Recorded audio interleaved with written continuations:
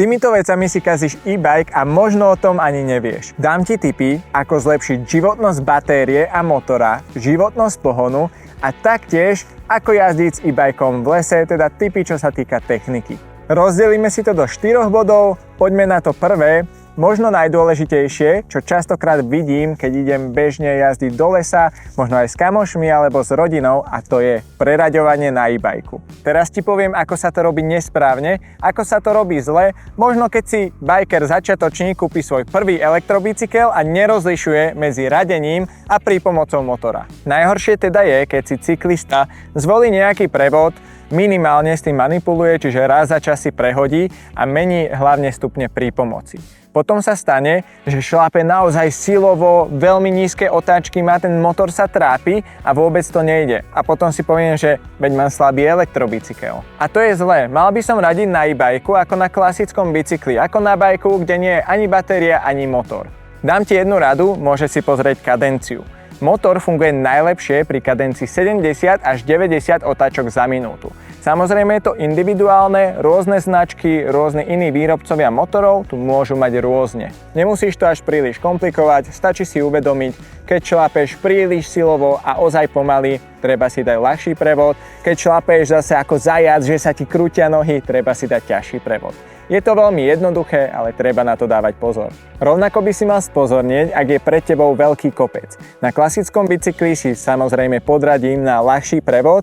Na e-bajku môžem urobiť to, že podradím si iba o jeden prevod a dám tam najsilnejšiu prípomoc motora.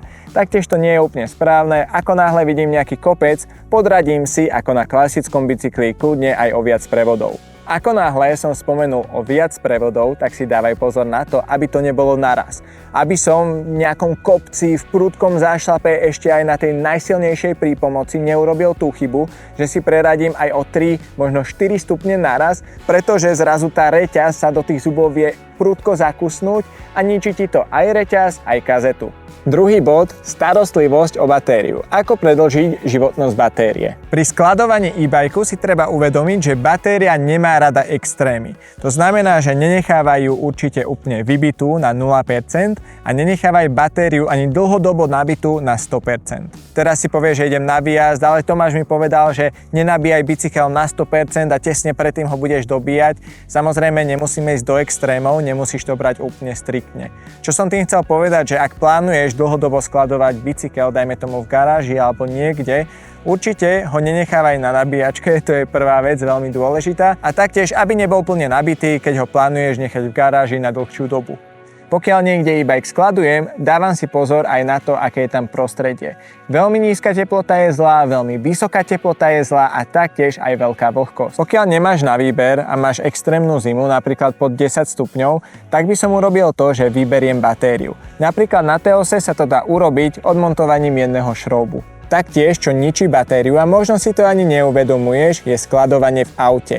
Nie je dlhodobé skladovanie v aute samozrejme, ale myslím to tak, že pokiaľ ideš na 3-4 hodiny niekde mimo auta, necháš bike v aute a peče na auto slnko, sú tam extrémne vysoké teploty, čo je až nebezpečné pre batériu. Tretí bod, taká klasika, ale nedá mi to vo videu nespomenúť, je opotrebenie bicykla alebo mechanické opotrebenie komponentov.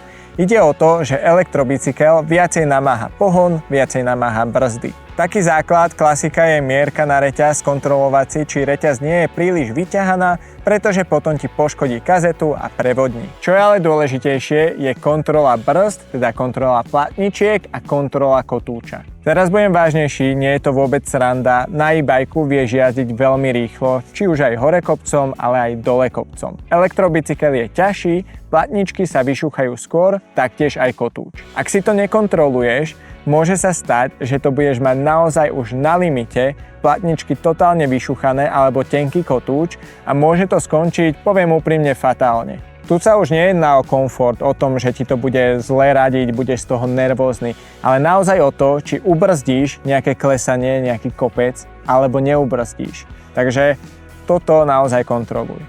Štvrtý bod, jazda v teréne, technika a prípomoc motora.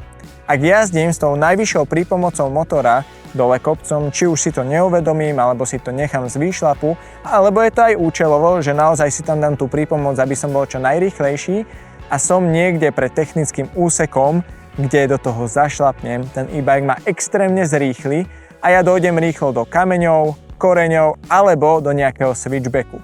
Toto môže byť aj želaná situácia, pokiaľ mám na to skill, skúsenosti, techniku, jazdím agresívnejšie, naozaj to tam pošlem a potom to valím ďalej po traili, ale môže to byť aj zlé, môže to byť aj nečakané prekvapenie pre bajkera, ktorého to zrazu zrýchli a nebude vedieť, čo v tom technickom úseku s rýchlosťou.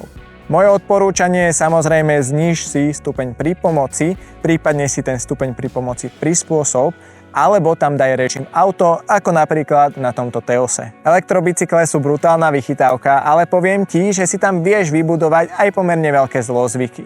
Príklad je ten, keď máš skok nejakej menšej rýchlosti do 25 km za hodinu, pretože e-bajky pomáhajú podľa európskej legislatívy iba do 25 km za hodinu.